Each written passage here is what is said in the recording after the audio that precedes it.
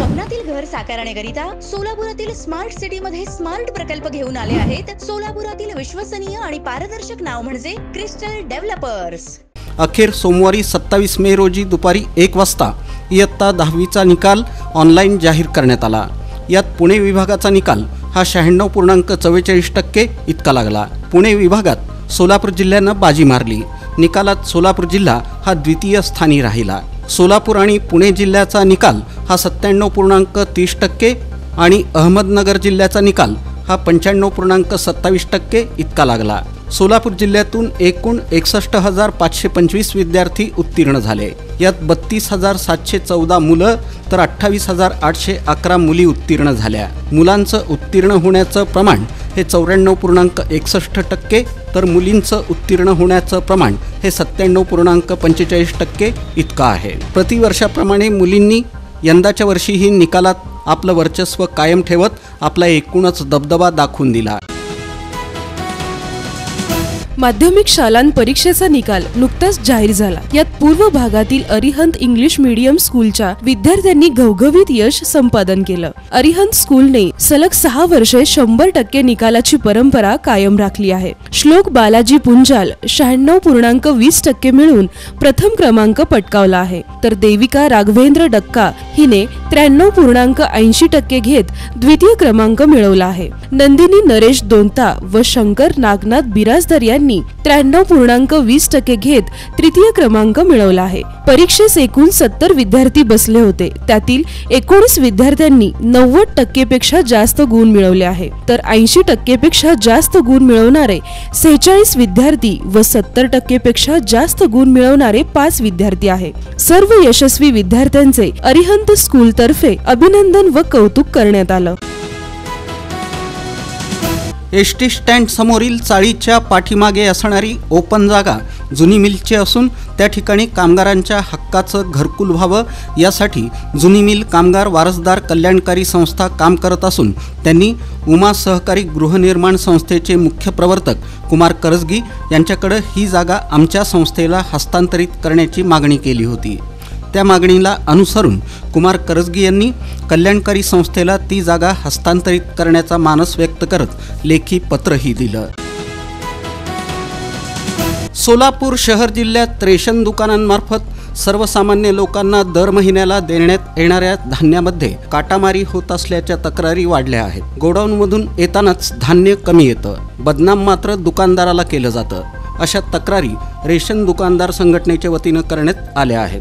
जर गोडाऊनमधून वजन करून गाडी बाहेर पडत असेल तर धान्य कमी कसं होतं याचा शोध घेण्याची वेळ पुरवठा विभागावर आली आहे। त्यामुळे दोष वितरण प्रणालीत आहे की वजन काट्यात याचा शोध पुरवठा विभाग घेणार आहे। जिल्ह्यातील जवळपास 1,500 रेशन दुकानदारांकडून धान्याचं वाटप केलं जातं। प्रत्येक पोत्यामागे 4 ते 5 किलो धान्याची तूट येते। त्यामुळं ज्या रेशन दुकानदारांकडे रेशन कार्डांची संख्या अधिक आहे त्या रेशन दुकानदारांना मात्र कमी पडणाऱ्या धान्याचा मोठा फटका बसत आहे। गोडाऊनमधून धान्य बाहेर घेऊन जाताना गाडीचं वजन केलं जातं, त्यावेळी करण्यात आलेल्या वजनाच्या नोंदीही टिपून ठेवल्या जातात। हे धान्य ज्यावेळी रेशन दुकानापर्यंत पोहोचतं त्यावेळी मात्र प्रत्येक पोत्यामागे 4 ते 5 किलो धान्याची तूट दिसून येते।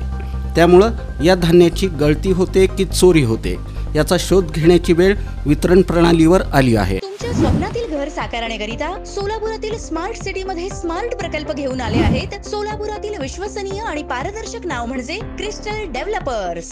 सायंकाळी 6 वाजता प्रथमतः हरिभाई देवकरण प्रशाला इथून या संचलनास सुरुवात करण्यात आली। राष्ट्रीय स्वयंसेवकांचे गुरु असलेल्या परमपवित्र भगव्या ध्वजाला प्रणाम करून अतिशय शिस्तबद्ध पद्धतीनं या संचलनाला सुरुवात झाली। पारंपरिक वाद्यांच्या सुरेख लयबद्ध तालात हे संचलन हरिभाई देवकरण प्रशाला ते सिद्धेश्वर मंदिर ते डॉक्टर बाबासाहेब आंबेडकर चौक मार्गे डफरीन चौक ते पटवर्धन चौक मार्गे कोनापुरे चाळ ते जैन मेडिकल कुमार चौक मार्गे वाडिया रुग्णालय ते पटवर्धन चौक डफरीन चौक मंगळवेढेकर इन्स्टिट्यूट मार्गे हरिभाई देवकरण प्रशालेत या संचलनाची सांगता झाली। या संचलनात सोलापूर शहरातील अनेक स्वयंसेवकांनी व्यवस्थेसाठी म्हणून सहभागी होत संचलन मार्गावरील अडथळे दूर करण्यासाठी सहाय्य केलं।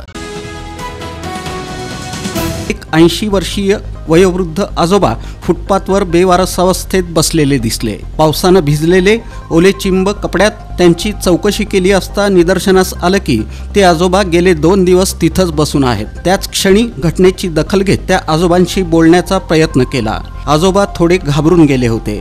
त्या दरम्यान असं निदर्शनास आलं की त्या आजोबांना डोळ्यांना दिसतही नाही आणि ऐकायला सुद्धा येत नाही.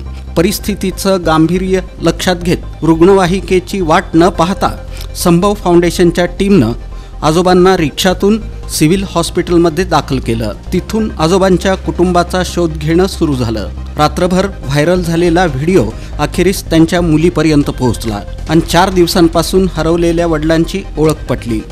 जैनुद्दीन पठाण, राहणार हनुमाननगर, सोलापूर असं बाबांचं नाव निष्पन्न झालं.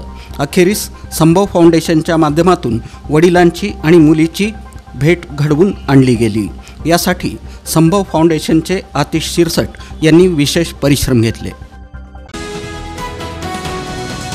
शिवप्रभू माध्यमिक प्रशाला व कनिष्ठ महाविद्यालय अकोले काटी, तालुका उत्तर सोलापूर या शाळेचा निकाल 100% लागला असून डिस्ट्रिक्शनमध्ये 18 विद्यार्थी आले. तसेच फर्स्ट क्लासमध्ये 15 विद्यार्थी आले, सेकंड क्लासमध्ये 4 विद्यार्थी आले आणि शाळेत प्रथम क्रमांक आदिती आदेश साठे एकूण 92%, द्वितीय क्रमांक कुमारी धनश्री संतोष कुंभार एकूण 91.40%, तृतीय क्रमांक गवळी मयूर बालाजी एकूण 85%, चौथा क्रमांक जाधव श्रुती श्रीधर एकूण 84.80%, पाचवा क्रमांक कुंभार सायली अशोक 84.60% गुण मिळवून या विद्यार्थ्यांनी प्रशालेमध्ये घवघवीत यश मिळवलं. सर्व विद्यार्थ्यांचे संस्था अध्यक्ष श्री पुरुषोत्तम बर्डे, संस्था सहसचिव सुरेश जगताप यांनी अभिनंदन केलं असून प्राचार्य शंकर वडणे व सर्व शिक्षक यांनीही अभिनंदन केलं.